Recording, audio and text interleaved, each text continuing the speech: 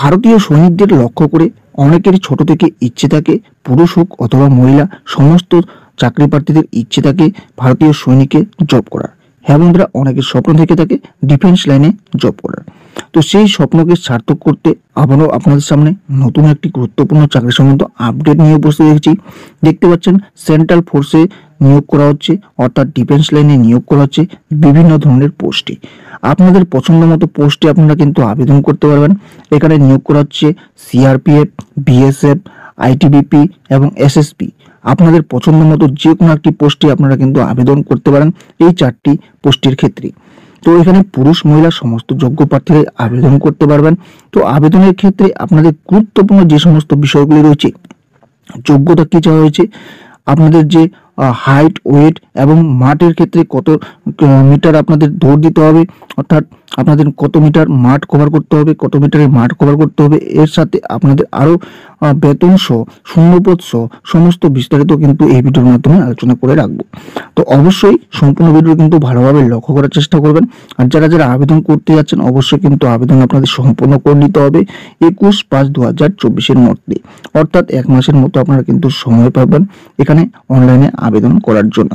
তো যারা যারা আবেদন করতে যাচ্ছেন আবেদনের পূর্বে আরো বিস্তারিত জেনে সমস্ত ভিডিওটির মাধ্যমে, এবং যারা যারা চ্যানেলটি সাবস্ক্রাইব করেন অবশ্যই সাবস্ক্রাইব করে নেবেন নতুন নতুন জব সংক্রান্ত আপডেট সবার প্রথমে পাওয়ার জন্য। তো বন্ধুরা, আপনারা দেখতে পাচ্ছেন গভর্নমেন্ট অফ ইন্ডিয়ার তরফ থেকে একটি নতুন নোটিফিকেশন, যেখানে নিয়োগ করা হচ্ছে সেন্ট্রাল রিজার্ভ পুলিশ ফোর্সে।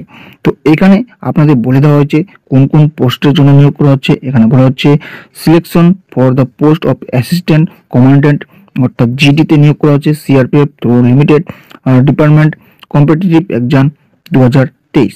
অর্থাৎ এখানে কিন্তু বিভিন্ন ভ্যাকেন্সিতে নিয়োগ করা হবে। কোন কোন ভ্যাকেন্সিতে নিয়োগ করা হবে আপনাদের দেখিয়ে দিব।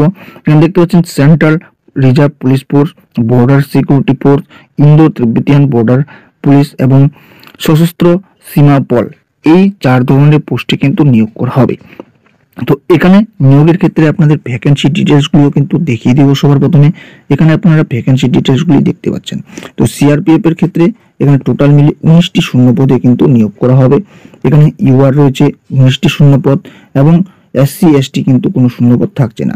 এবং বিএসএফ এর ক্ষেত্রে 23টি শূন্যপদে নিয়োগ করা হবে, যেখানে আনরিজার্ভ 23টি এবং এসসি রয়েছে 4টি এবং এসটি রয়েছে 2টি, সমস্ত মিলে 29টি শূন্যপদে।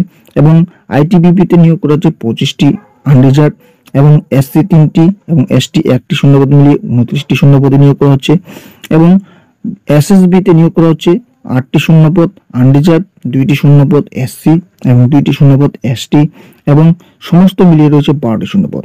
তো প্রত্যেকটি পোস্ট মিলিয়ে আপনাদের দেখতে পাচ্ছেন এখানে 89টি শূন্যপদে কিন্তু নিয়োগ করা হবে এই 4 ধরনের ফোর্সে। তো যারা যারা আবেদন করতে যাচ্ছেন অবশ্যই আবেদনের ক্ষেত্রে আরো অনেক কিছু বিস্তারিত রয়েছে।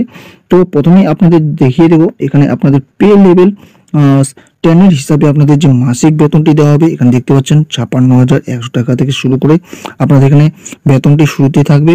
এখানে আবেদনের ক্ষেত্রে আপনাদের যারা আবেদন করতে যাচ্ছেন এজ লিমিটটি বলা হচ্ছে নট মোর দেন 35 ইয়ার্স, অর্থাৎ 35 বছরের ঊর্ধ্বে কিন্তু আপনারা এখানে আবেদনটি করতে পারবেন না।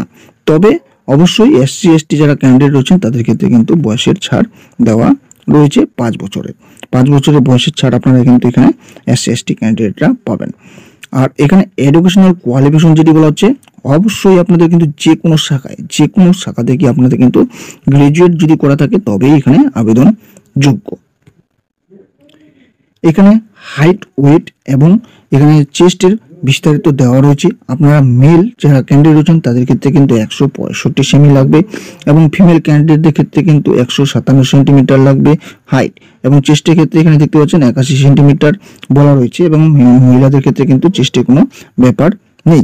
এবং ওয়েটের ক্ষেত্রে যদি আপনারা দেখেন ওয়েট বলা হয়েছে এখানে 50 কেজি এবং এখানে 46 কেজি বলা হয়েছে এই হাইটের হিসেবে।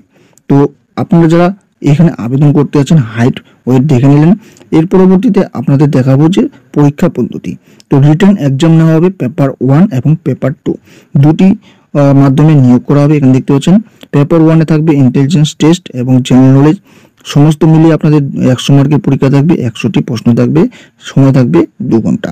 তো এখানে যে সমস্ত বিষয় নিয়ে পরীক্ষা নেওয়া হবে পেপার 1-এ general awareness, general intelligence, reasoning, numerical ability এবং কারেন্ট ইভেন্ট এবং ম্যাটার্স অফ ইভেন্টটি, অবজারভেশন এবং এক্সপিরিয়েন্স, এই সমস্ত বিষয় নিয়ে কিন্তু আপনাদের প্রত্যেকটিতে মাল্টিপল চয়েস প্রশ্ন থাকবে। এর পরবর্তীতে পেপার 2 থাকবে। পেপার 2তে কিন্তু 100 মার্কের প্রশ্ন থাকবে, 100টি প্রশ্ন থাকবে। তার পরবর্তীতে আরেকটি পরীক্ষা নেওয়া হবে, যেটি বলা হয়েছে এখানে থাকবে পেপার 3, সেটিও কিন্তু 2 ঘন্টার থাকবে। এখানে বলা হচ্ছে 100 মার্কের পরীক্ষা নেওয়া হবে। সেই সমস্ত বিষয় বলা হয়েছে এখানে ইজিস, পেজ রাইটিং এবং কম্প্রিহেনশন, এই 3টি বিষয় থেকে আপনাদের প্রশ্নগুলি থাকবে। তবে এখানে যেটি বলা হচ্ছে কোয়ালিফাইং মার্ক 45% থাকতে হবে এবং এভারেজ কিন্তু 50% মার্ক থাকার কথা বলা হচ্ছে। এসসি এসটিদের ক্ষেত্রে 40% ইচ পেপার, প্রত্যেকটি পেপারে, এবং এভারেজ কিন্তু করে বলা হচ্ছে 45% কিন্তু থাকার ব্যাপারটি এখানে রয়েছে। তো যারা যারা আবেদন করতে যাচ্ছেন দেখতে পেলেন এখানে আপনাদের কিন্তু মেল ক্যান্ডিডেটদের ক্ষেত্রে কত মিটারে দৌড় দিতে হবে, দৌড়াতে হবে, রেস্ট্রিক্ট রয়েছে। দেখতে পাচ্ছেন 100 মিটার বলা হয়েছে 16 সেকেন্ডে এবং 800 মিটার বলা হচ্ছে রেস 3 মিনিট 45 সেকেন্ডের মধ্যে কিন্তু সেটি কভার করতে হবে। লং জাম্পের ব্যাপার রয়েছে এবং শর্ট পুটের ব্যাপার রয়েছে এখানে। তারপরে ফিমেল ক্যান্ডিডেটের ক্ষেত্রে কিন্তু 100 মিটার দৌড় 18 সেকেন্ডের মধ্যে, আর 800 মিটার বলা হচ্ছে 4 মিনিট 45 সেকেন্ডের, এবং লং জাম্পের ব্যাপার এখানে রয়েছে হাইয়েস্ট 3 মিটার। তো যে সমস্ত চাকরি প্রার্থীরা রিটেন এক্সামে পাস করে যাবেন তাদের ক্ষেত্রে কিন্তু পরবর্তীতে যে সমস্ত বিষয়ে কথা বলা হচ্ছে, পেপার 1, পেপার 2, পেপার 3 যারা পাস করবেন রিটেন এক্সামে, তার পরবর্তীতে physical standard test, physical efficiency test, medical examination, এই সমস্ত বিষয় কিন্তু নেওয়া হবে। তো এখানে মার্কের কথাও কিন্তু এখানে বলে দেওয়া হয়েছে, সমস্ত বিষয় মিলিয়ে কত মার্ক থাকবে। এখানে সমস্ত বিষয় মিলিয়ে কিন্তু 100 মার্কের কথা এখানে বলা রয়েছে।